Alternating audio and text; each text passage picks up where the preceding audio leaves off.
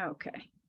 All right. So welcome, everybody. We're so happy to have you here for our first webinar for our educational program, Innermission. We are so excited to introduce Dr. Christine Gibson. Dr. Gibson is a medical doctor and trauma therapist and is here to talk to us about stress management, mental flexibility, and reducing anxiety.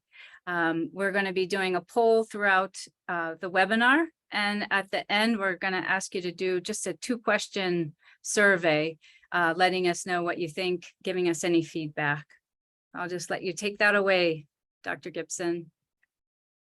Christine. Christine. So, yeah, thanks, Samantha. I appreciate it. So, welcome, everyone. It's a real pleasure to be here with you today. I'm Christine, or Christy Gibson, and I'm a co-founder of Safer Spaces Training, where we help people understand what's going on in the body and what's going on in the work environment when we get stressed out and meet challenges, which, gosh, we're all doing a lot of that lately, hey? Some of you might know me as TikTok Trauma Doc. So I give kind of daily little pieces about mental health and stress on TikTok. And it's one of my favorite things because it's a really great, learning environment for me. And it's a place where we can share information. So that's enough about me. I am a trauma therapist and family physician, and I love to share information about how stress lands in the body and practical solutions about what to do with it. So let's get practical right away, and I'm going to introduce you to Blake. So Blake manages a movie theater, and this theater is barely making ends meet. He's getting constant texts from staff about the problems that are happening, and he finds himself getting more and more irritable with this. The closures during the pandemic really hit the company hard, and he's taken a huge financial hit. Staff were laid off and then rehired, and he can tell that they just don't trust him anymore. But their attitude's making him more angry. It wasn't his fault that he had to lay them off. People who used to be his friends, he just isn't sure how their relationship looks anymore. And he had a big problem last week when he accused somebody of stealing the float, only to realize he'd forgotten to replace it. So Blake is stressed out all the time. He's getting huge headaches. His mind races. He can't sleep. He just worries about everything that's been going wrong. So I'm sure elements of Blake are things that we can all relate to. Let's talk about what's going on in Blake's body and brain. So Blake is stuck in a stress response. And what happens in our body when we're really stressed out is there's this part of our brain called the amygdalas. And they're like a fire alarm. They tell our brain, like, hey, things are not okay. Like, this is threatening. This is dangerous. We don't feel safe. We don't feel good right now. And once our amygdalas start taking off, it kind of hijacks our thinking brain and our physical brain. And it turns everything into a bit of a reflex. So does Blake want to be angry and irritable with everybody? No, but that's almost a reflex that's happening because of the stress response. The stress response typically causes one of 4 F's, and I alluded to that in the promo video if you had a look. Those 4 F's are fight and flight, which some of you might have heard of. And then the other F's are freeze and fawn. So fight and flight are mammalian instincts. Every mammal body has this built into our nervous systems. And it means that when we encounter a stressful situation or a challenge, our instinct, our reflex built into our system is to fight it off or run away from it. But in modern times, it doesn't make a lot of sense to fight off our problems. Like if we've got a pandemic and our theater closes, we can't fight something around that. Although some people certainly take to Twitter and other social media and get pretty feisty. Makes sense. That's what our physiology is designed to do. And it makes sense that we try to fight these big challenges. So flight is people quitting, people not showing up, people kind of showing up but being a bit more dissociated. So that's what flight looks like in modern work environments. So Blake is stuck in a bit of a fight response, and we'll talk more about how that shows up in the body. So those are the 4 F's that are absolutely essential to everybody's stress response. And none of those are bad inherently. None of those are wrong. They're actually adaptive. They're protective of this organism. So a lot of times people will be like, oh my gosh, what's wrong with me? I can't stop being irritable, or I can't, show up to things I'm supposed to show up to. What's wrong with me? And I often say, hey, what's right with you? What about your body is trying to protect you from these situations that are really stressful? And rather than asking those questions, what's wrong with that person? What's wrong with Blake? He's so grumpy all the time.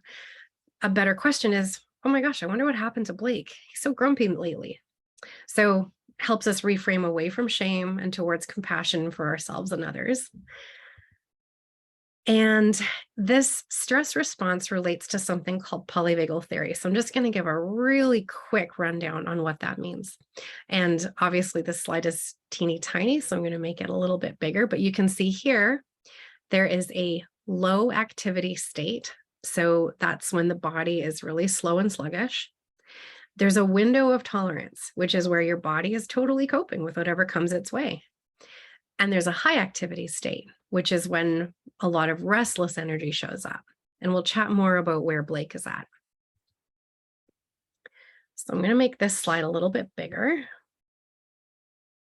So the dorsal vagal branch is a really technical term, but basically what it means is the vagus nerve, we'll talk a bit more about that in a minute, is part of all mammal, all human physiology. And it has one branch that's in charge of slowing us down.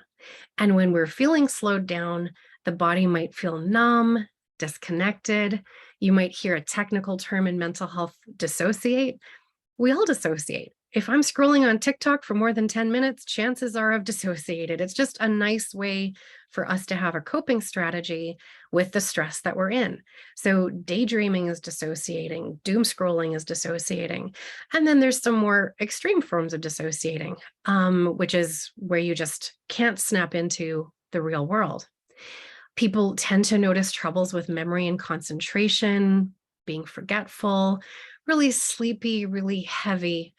Sometimes, in both high and low activation states, people use substances to cope with those states.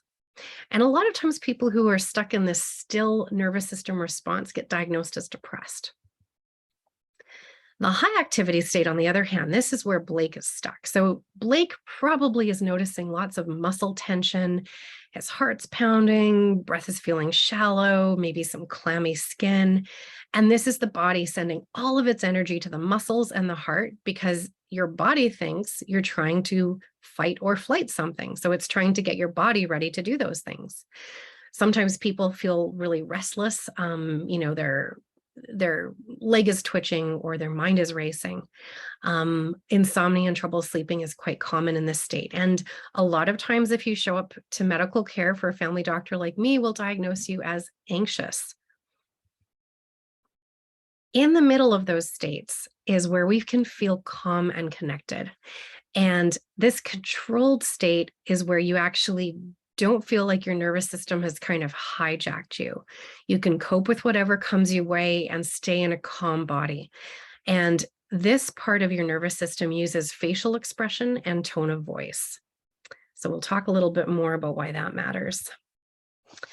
So first, we'd like to take a bit of a poll and just check in with you. What do you think is your go-to response to stress? Do you think you end up in fight, flight, freeze, or fawn, which is people pleasing? So which of those four tends to show up for you? And we'll give you about 30 seconds to answer this first poll.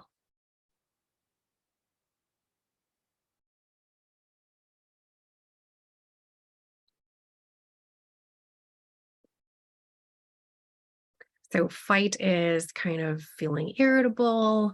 Flight is running away from your problems. Freeze is just shutting right down, almost like you're ignoring it. People think you're being lazy, but you just can't get things done. And fawn is people pleasing. So I didn't see the results to that poll. I'm not sure if it's, oh, there we go. So looks like fight and flight are pretty common amongst us. Yes, I really relate to that one too. So we've got 43% who end up in flight. Super common. Yeah. So it's great that you guys are able to notice that. When we talk about nervous systems, the most important thing to start to shift them is to actually even just notice that it's happening. So once you've noticed it, then there's a chance to do something. So we're going to talk a little bit about Jillian. Jillian has called in sick for her last 3 shifts. She's kind of sick. She's doom scrolling. So Jillian's stuck on her couch and her body feels just heavy. She hasn't showered in a week. She doesn't answer her phone anymore, even when it's her mom. Her dad passed away recently and she just finds her mom really needy. And it's not like her parents were great parents to her. She doesn't really understand why she's having to parent her mom at this point. But the whole thing just makes her feel guilty and confused. And that confusion is just stuck on a loop in her brain and she hasn't got energy for anything else. She doesn't go to the gym. She just feels heavy physically and almost sticky, like she can't get off the couch. She's feeling brain fog. She can't concentrate on things. And there's a part of her that's worried that she's going to get fired and part of her isn't because the pressure of work is just too much right now. So, as you've just learned, Jillian is probably stuck in a freeze response, another really common one. And we're going to just touch on why that might be. So I alluded to this in the case, but Jillian had some pretty significant difficulties in childhood. So when they did research on this, the ACE study is the big research trial that came out of California in 1999, and it was hugely important. And the medical community didn't pay enough attention to it. But basically what it was saying is, if you faced significantly difficult events in childhood, so things like neglect and abuse, significant losses, not really the kind of caregiving that you needed at the time, that really sets up our nervous systems and our whole physiology to have problems with mental health and physical health later in life. And a lot of people, they tally up their score on the ACE study and say, oh gosh, I've got this number out of 10, I'm doomed. And that's not the case, because it also matters what positive experiences you might have had, which can be something as simple as, was there a caring adult who seemed to be around that was a safe place you could go to? Did you have sports or activities or clubs or places where you felt like you belonged? So there's lots of positive experiences that can almost balance out some of those adverse ones. But for somebody like Jillian, she's more likely to get locked into that shutdown response because of how she grew up. She has a lot of shame-based issues around that. So this gets us into the vagus nerve path. So we talked about it when I mentioned polyvagal theory, but we have this one nerve, Resmaa Menakem calls this the soul nerve. Others call it the wandering nerve because it's just right through our body. And it goes into our face, and that's the ventral portion. And it's one of our cranial nerves, or our nerves that innervate our head and neck. And it helps us with facial expression and tone of voice. So one of the reasons everyone's so stressed within the pandemic is because there was lots of masking and distancing. Whereas what makes the human organism feel safe is closeness, connection, facial expression, and tone of voice. It's why I use a lot of Zoom in my, interactions with patients. And I'm a huge proponent of masking. I think it's been really important to keep us safe physically, but emotionally, it's been pretty hard for people. So I've seen a lot more people in that shutdown response because this vagus nerve needs facial expression and tone of voice. And what happens is when our fight and flight response is overwhelmed, it kicks us into the other vagus nerve. So you can see it here. From the neck downwards, the vagus nerve goes through our chest into the belly, and it just shuts the system down. It turns off the sympathetic state. So instead of the heart racing, the heart slowing down, and everything inside you just gets really sluggish. So part of what helps us remodel our nervous system is to pay attention to that vagus nerve and to help it relax itself a bit. Sometimes people will put like an ice pack on their chest or the back of their neck. Sometimes breath work helps, which we'll get into a bit of an exercise in a bit.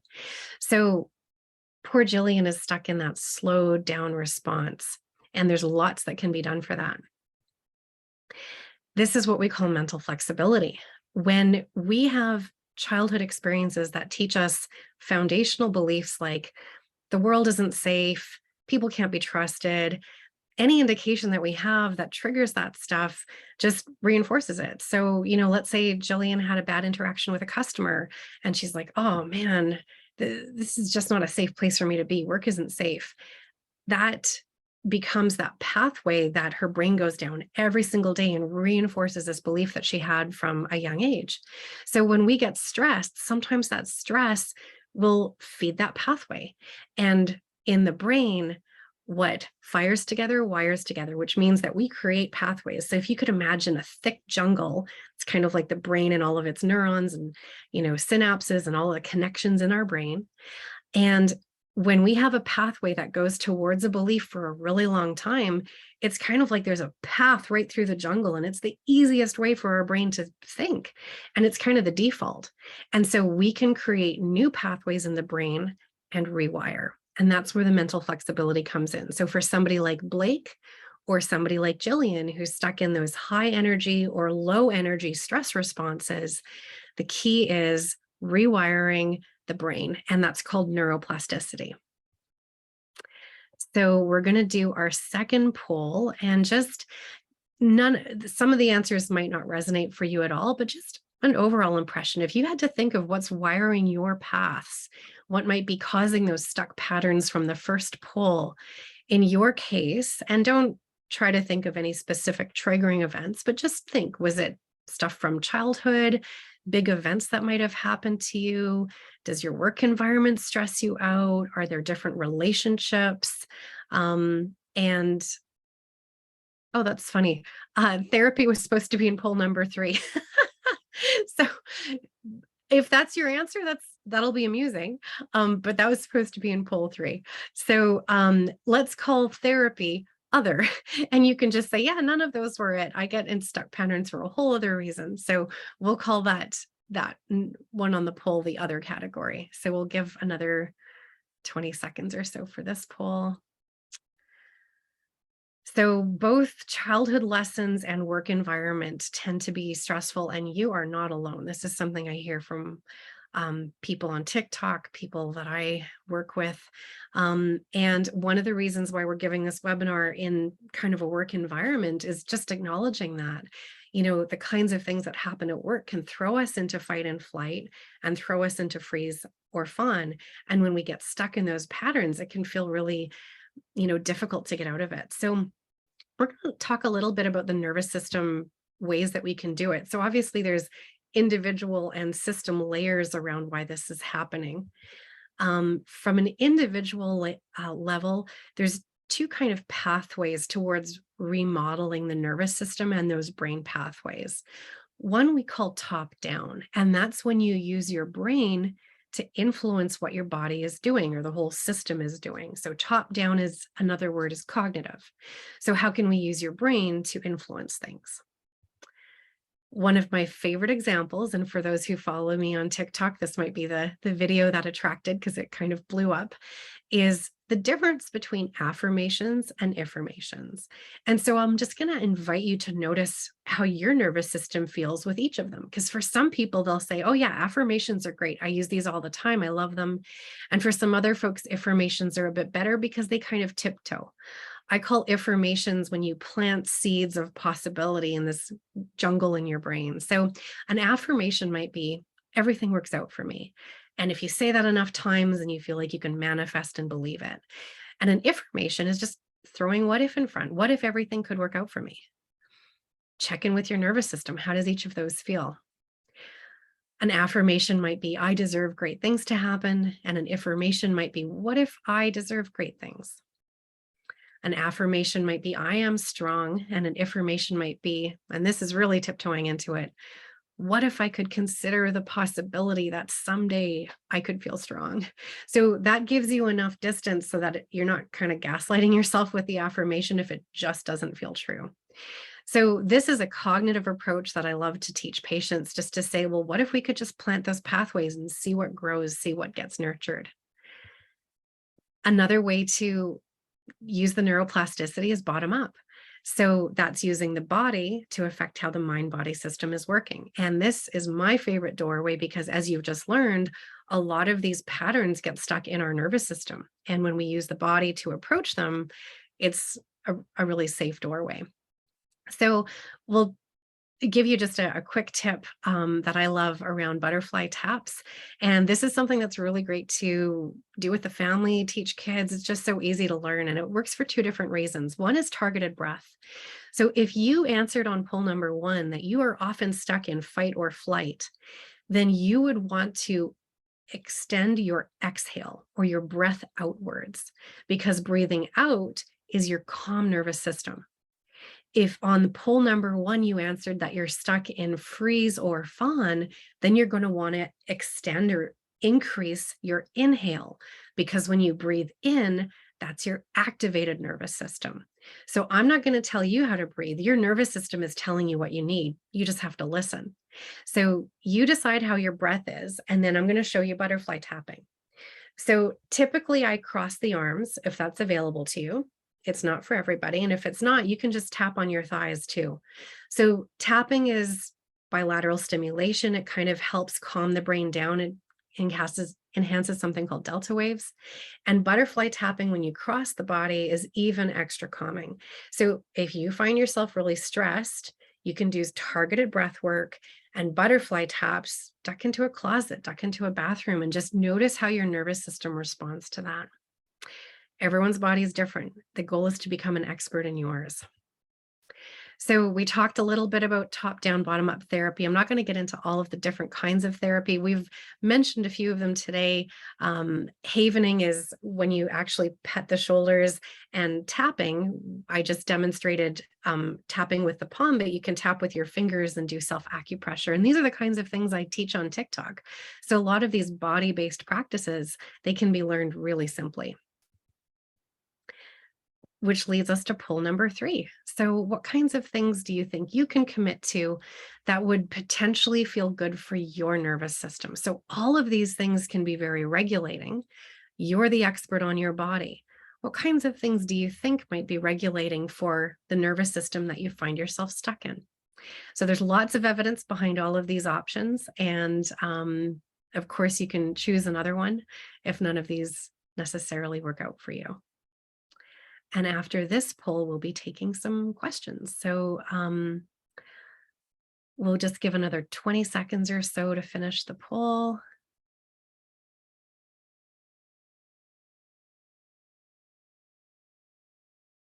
I hope this is giving you some ideas that there can be practical tools around shifting our nervous systems. We don't have to get stuck in any one emotion or nervous system state. The whole idea is mental flexibility. We don't want to avoid emotions or nervous system states. They all belong. We just don't want to get stuck in them. So can we close the poll down?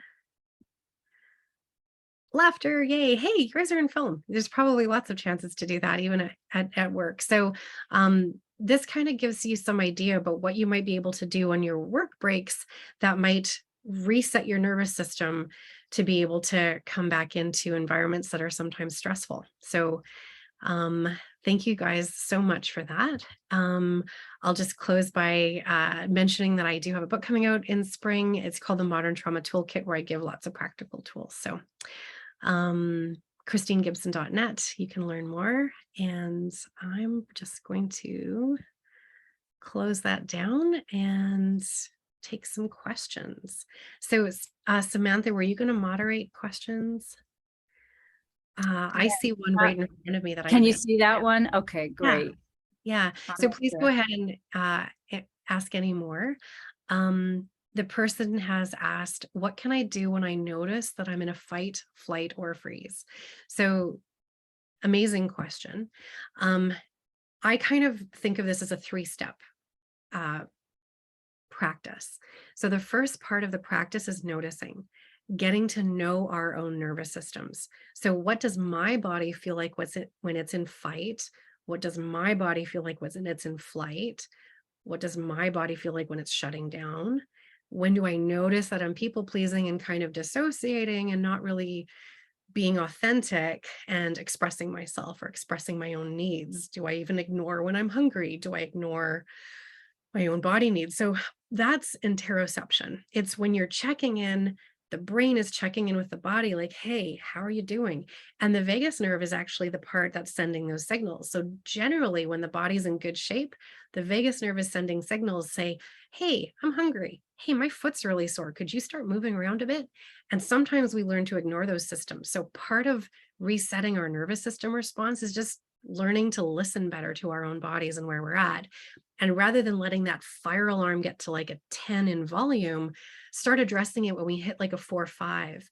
And then we can bring in nervous system reset patterns. So when you're in fight and flight, you want to calm the system down. So deeper exhales, swallowing, connecting to somebody, connecting to nature, connecting to a pet, grounding yourself, noticing your feet and imagining deep roots. All of these things can really amplify our calm nervous system. And when you're stuck in fawn and freeze, what you want to do is enliven the nervous system, and any kind of movement will do that. So getting up and stretching, moving around. I mean, if you're noticing in a work environment that lots of people are stuck in freeze, I'm a huge fan of kitchen dance parties, but anything that gets people moving, especially together, so moving and connected, brilliant for the nervous system. So movement is the answer to the freeze response. And it can be something really simple. Like if you're stuck on the couch, can you just say, I'm going to get a snack and I'm going to do this like every hour. I'm just going to make sure that I'm moving my body at least once an hour. We might even set an alarm. So there's lots of different things that can be done depending on your nervous system state. Everyone's body is different. So the key is to notice like when it's starting to feel better. Is that fire alarm turning down a bit? And are you feeling in that blue zone when you're engaged, when you're connected, when you're feeling calm, and when you feel like you can handle things? Any other questions? Quite a few have popped up. What happens at work when I notice I can't think of a response? What does that mean? Sometimes it means that your amygdala, your stress, has hijacked the thinking brain. So Dan Siegel, a psychiatrist in the States, he says when your emotion brain is your thumb and it gets really, really big, it kicks off your thinking brain. So he calls it flipping your lid. It happens to all of us. I mean, depending on the situation, I sometimes just say, gosh, that's a really good question. I might need a bit of time to think about it, and just buy yourself some time noticing, if I can do something to calm my amygdalas down, my thinking brain is probably going to come back online. What are other body symptoms you might experience when feeling anxious? So everyone's body is different, but typical ones are heart pounding, chest pain, nausea, feeling clammy. It can go from full-blown panic attacks, which I personally have experienced. They're super scary. One of the words people use is this feeling of impending doom. So that's like a very extreme panic attack. And then mild anxiety would just be restlessness, like feeling like your mind won't shut off and you're always thinking about problems and you're always worrying about things. So that would be a milder form of anxiety, which we all face day to day. Why do I seem to take on the emotions of people around me? Oh, that's a big one. That'd be a whole other webinar. So a lot of times, we describe a word like that as a highly sensitive person or an empath, and it can be a superpower because it means you're really attuned to like the emotional state of others, because it makes you really good in like customer service, because you're like, oh, I know where they're at. But when we take on their emotions, it can be really, really heavy. So I teach people a lot of release techniques. So some of those body-based practices that I mentioned in the bottom up, those can be great for people who are highly sensitive to their environments and they pick up on the energy of the work setting and the energy of other people. So great question. How do you help with OCD intrusive thinking? Yeah, so that's a specific question around like how it relates to autoimmune disease. Gabor Mate actually just released a book last week called The Myth of Normal, where he gets into this a little bit. Intrusive thinking can be stuck in those flight and fight patterns because the ruminating mind and the worrying mind can create OCD symptoms. So sometimes OCD is a chemical balance, and sometimes people need medications to help that work. And I certainly wouldn't offer you medical advice around that. And sometimes it's a stuck nervous system response. So I've had some success processing nervous system and increasing flexibility and interrupting OCD states. I do things like accelerated resolution therapy and brain spotting, which are eye treatments. And I've had great results with OCD, but everyone's body is different. What other things can you do when you're experiencing anxiety at work?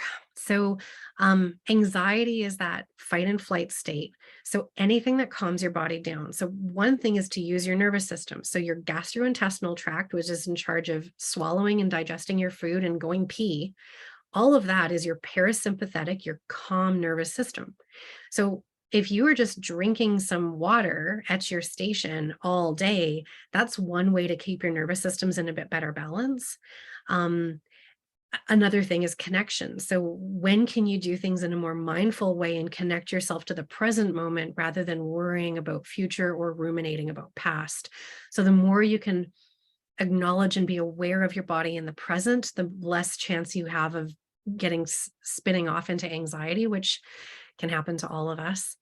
Um, and connecting with others. So is there a safe person at work that you feel comfortable venting with, talking to? Do you have a pet if you're working from home? Is there something natural you can connect to? Even just being outside, having some sun on your face, being near tree and nature really calms the nervous system down. So there's lots of things that a person can do. We could probably do a whole webinar on that question. I think we've run out of time, but there might be a few more questions we haven't answered. There's one more at the bottom, Christine. What is a tool to not jump to worst case assumptions due to fight reaction? You think you could give us just a minute on that one? Yeah. So worst case scenario is protective. So a lot of us shame ourselves when we're like, oh my gosh, I'm always disaster thinking. I like to think like, okay, first, rather than say there's something wrong with me, I'm disaster thinking, the first step is self-compassion. Like, wow, look at my body really protecting itself. I'm thinking of all the worst case scenarios and planning for them in order to protect myself if something goes wrong. So first step is like taking the shame away from that response because it's protective. So that's really important. And then the second one is those affirmations, planting other pathways. So a lot of times when bad things have happened to us, we start to assume that bad things have happened because of our past painful experiences. We start to expect it, and that snowballs. So what we want to do is just to create all of the other possible scenarios. What if this could happen? What if this could happen? And create some other alternate scenarios that might not be as scary or stressful. And the more that we can plant those seeds and allow ourselves to imagine more than one pathway, rather than constantly going down the one that's the most scary, the more we're going to rewire our brain. And it takes practice. So this isn't something that you're going to flip out of and like flick a switch behind your ear and be like, oh, great, I'm fixed. It takes practice. So a lot of these kind of rewiring those pathways in our brain, it's something that takes time, but it's absolutely possible. There's lots of other tools that you can use, even like body-based tools. I love tapping for that particular scenario. And maybe we can get into that another time. Thank you so much, Christine. That was wonderful. Really appreciate all the information. And we're so happy that everyone who could join us in our community, we really are excited about bringing you information that you can use right away to improve your lives, to help you feel that you're not the only one out there experiencing these things. So look out for our announcements. We have another webinar coming up in a couple of weeks. Join us on social media. We'd love to see you there. And we're also going to post this webinar live on our website, so you can come back and watch it again, take notes. And we'd love to hear from you. We have a short survey that'll come up when you leave the room. It's a 2-question survey. If you have the time, love to hear any feedback that you have for us. And again, thank you so much, Christine. It was really great. Thanks for asking me, Samantha. Absolutely. Bye, everyone.